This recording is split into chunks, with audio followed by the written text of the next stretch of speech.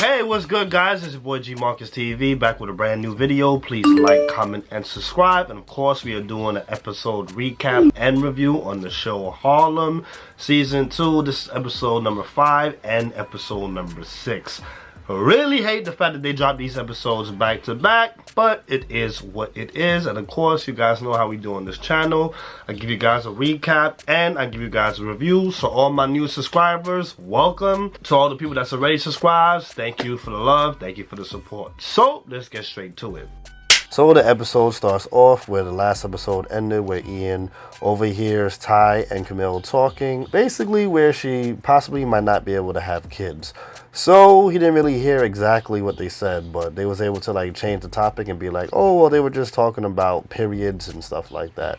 So they completely throwing him off, and he actually fell for it. Camille and Jameson, they speak, and he tells her how basically he applied for a grant for both of them while they were still together. So he makes a whole bunch of jokes. He makes it funny and says, hey, well, you know, that's when we're actually happy, when we're actually together. So she's just like, you really did that? And he's like, yeah, we actually got accepted for the grant. So she's just over here like, wow. But she's like, remember, she quit the job. She wasn't really trying to stay there for too long. But he said that it's a good idea. She could use it for her resume. Like, he really tells her to think about it.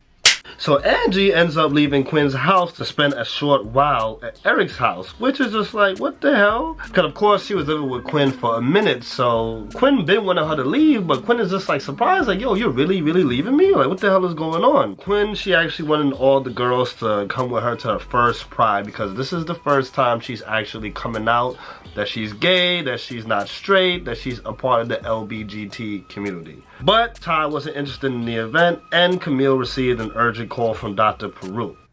Ty ended up going with Quinn to the parade. So Quinn wasn't in the mood to actually discuss what happened in the Vogue interview, but Ty could sense that something was wrong with her. So now they're at the parade, and Quinn is having fun. She's having a great time. She's getting random nips of alcohol from people on the street that has the gay flag on it. Like, she's having a real good time, or it seems like she's having a real good time. While Ty, she's just there regular, because of course this is a regular thing for her, because she's been queer. So Ty came up with a plan to close her dating app named QPOC during the parade, because without it, she wouldn't have to give Brandon half of the app. So then they ended up going to the QPOC party that her employees had organized. So she ended up changing her mind after a lot of queer females came up to her and thanked her for creating the app, which allowed them to connect with others like themselves, because the app was basically centered for the LBGT community. So Ty, she was actually proud, and it caused her to just shut the plan down. She was like, you know what, since this helped people, I'm actually going to stick with this.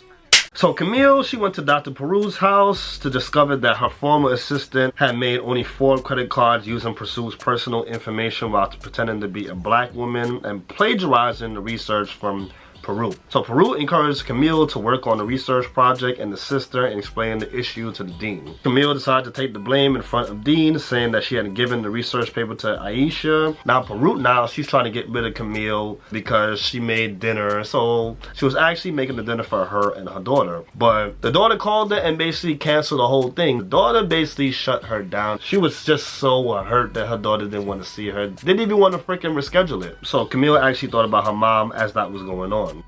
So while Quinn was at one of the parties, she goes off and she gets kicked out of the party. So they're in the elevator, she's fighting inside the elevator, nothing too crazy, but she's throwing a whole temper tantrum in the elevator. And when she gets outside, they're recording her. It's a real crazy scene. You're thinking that it's like, okay, she went to the parade, she had a good time, she's gonna be good. Nope, she actually got worse. Ian, now his Scorpio toxic.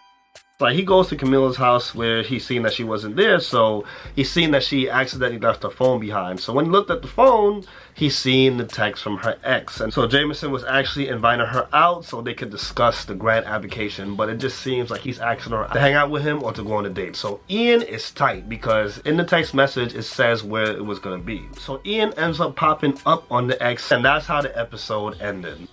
So guys, that was episode number 5. We are going straight to episode number 6. So the episode starts off with the last episode picked up where Ian confronted Jameson at the bar. So he basically tells him like, yo, I know what you guys had, but yo, this is my girl now. You need to back off, fall back. This has to stop. But Jameson kept it really telling him what was going on, how basically he filed for the grant for them. and how they make a great team together. Basically how he was trying to help her out. So Ian, after thinking about it, he actually thought it was a good idea and encouraged them to actually move forward with it. So they actually became cool, and then the bartender gave them a drink thinking that they're a gay couple, which was funny as hell. So Ty had a dope night with two, not one, two females in the bed. They had a great time the night before, so she woke up with them and they all seemed satisfied. So as everybody is leaving, Ty, she gets her medicine. This is for the fibroids and this is for freezing her eggs. The thing about it is she has to inject them into her stomach, but she is scared of needles, like really scared. So she's giving herself a whole bunch of talks like, okay, you can do this, but she cannot do it with these freaking needles. She cannot take it. I can't take them either, so I totally see where she's coming from. Meanwhile, your girl Quinn, she is going through it. She is just depressed. She's just all over the place. Like, you really feel sorry for this girl. So, of course, she still got the situation going on with Brandon, where she's trying to get rid of his. So she ends up tapping out. She gives him a check for over $1 million. But you can see that there's something not right there. He does not want to take the money. He does not want to lose the friendship. So your girl, Angie, like, she was actually happy that she got like a new gig. So she's happy about that. She's spending some time with the new boyfriend on set. She's having a real good time, but she becomes unhappy because they didn't really take her serious. Where they decided they're going to do her hair, however the hell they're going to do her hair, because she's not really a big character on the show. So what ends up happening is the new boy toy, he's about to have a party for his birthday, so she actually sends him a text message saying that she cannot make it. She's not going to be fun for him. So Camille, she goes to visit her mom, and her mom does not really seem mentally stable. Like, it just seems very awkward and very off. But she goes there to get some documents to help her out, I think, with the grant. So the mom, she comes through, but they cannot have like a regular decent conversation. But she still was able to come through, and it was really interesting because the house had a whole bunch of Christmas decorations. Mind you, it's like summertime. Like, when they were shooting, it had to be like summertime or nice outside, and there's a whole bunch of Christmas decorations. So Brandon comes to Ty's house, and he looks like a sad, lost puppy. So she basically tears his up and tells him like, yo, you basically ain't.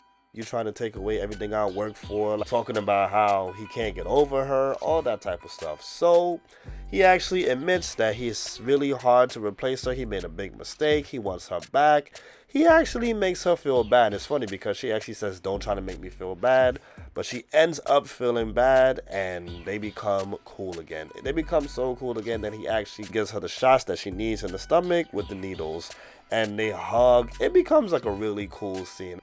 Michael, later on at nighttime, he actually just pops up at the house. He leaves his party and pops up to her house with some champagne, and he basically comes up a fire escape. It was a really cute scene. He was trying to go up this fire escape, but he could not reach it. So he ends up coming into the apartment regular. But they actually ended up spending the night together.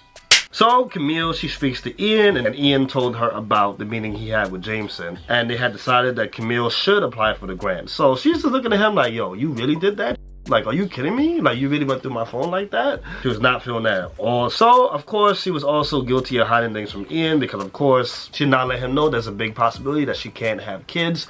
So, she let him know in that moment, yeah, I'm sorry I wasn't honest with you either, but there's a great possibility that I'm not going to be able to have kids. So, of course, he's pissed off. He's really angry. Like, yo, why the hell would you not tell me about this? Like, this is really important information. Like, we said we wasn't going to lie to each other, and you're lying to me.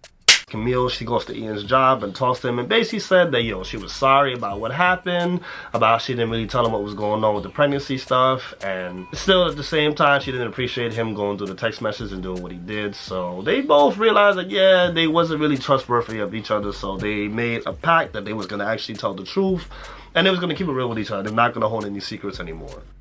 So later, as she went to go work on the brand, she ends up hanging out with Jameson, her ex, which is like a big freaking no-no. Meanwhile, Quinn couldn't suppress her emotions any longer and contacted Angie and Ty to explain what happened in the Vogue interview. She actually keeps it real and spills the beans and tells what happens. Angie, she decided to go on a trip to Puerto Rico for like a mini break from all the schedules of her life and just to cheer up Quinn. So they actually decided to go on a trip to Puerto Rico together. So they ended up calling Camille, who turned out to be in bed right next to Jameson wearing no clothes. This was knocked out and she was up. And that's how the episode ended. So guys, that was a recap of the 2 episodes, 5 and 6. I would give both of them a 9 because I don't really have any issues with them. But God, I was not expecting episode number 6 to end like that, where Camille is sleeping with Jameson. Was not expecting that at all. Like, it's gotta be some kind of plot twist or something like that. Oh man, like I can't even lie to you. For this one, I was just like, yo, even though y'all put out 2 episodes, like, and I hate that, put out 3, because I cannot wait to see how this is gonna unfold. I love the fact that for Dr. Peru, they showed that her daughter was not really trying to spend time with her. Like, the acting for that one was really good. Shout out to Whoopi Goldberg. Showed a different side to her, so I really like that. I love the fact that Ian popped up on Jameson. That was dope. The fact that he popped up and they had like a conversation, it wasn't no big argument, no big scene, no fights. I love that. And the fact that the bartender gave them drinks thinking that they were gay because it's gay pride. That was a really good scene. I really loved it. And it's kind of a little bit cheesy, but the fact that Ty is back cool with Brandon, it was not something I expected. I was not expecting that at all, because the fact that this man's trying to take half and they got back together like that, like, yeah, they're friends, but they still got back together, that's kind of crazy. I was not expecting that, so I'm really happy that they put that in there. So guys, make sure you guys like, comment, and subscribe. Let me know what you thought about the episodes. Let me know what stood out to you in the review. Thank you guys for supporting me. Thank you guys for watching the video, especially all the way to the end. I definitely appreciate you guys to do this. Definitely stay tuned for the BMF reviews, the Power reviews, and the Bel Air reviews. Bel Air is coming back this week, so definitely stay tuned for that, as I'm dropping videos every single week. Love you guys. Thank you guys. It's your boy G Marcus TV, signing off. Got it. That's a wrap.